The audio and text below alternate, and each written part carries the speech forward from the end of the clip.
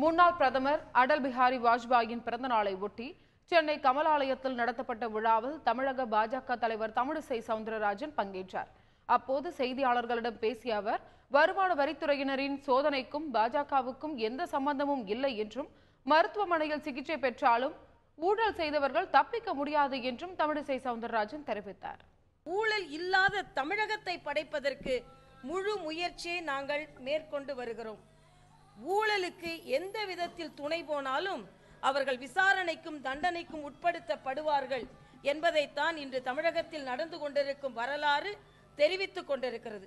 ஆனால் கைது அவர்கள் தவறாக நடந்து கொண்டு விசாரணைக்கு உட்படுத்தப்பட்டவர்கள் இன்று சிகிச்சைக்காக மருத்துவமனைக்கு சென்றாலும் தவறு இருந்தால் அவர்கள் எந்த விதத்திலும் தப்பிக்க முடியாது என்பதைத்தான் இந்தியாவில் இன்றைய சூழ்நிலை நிலைநிறுத்திக் கொண்டிருக்கிறது.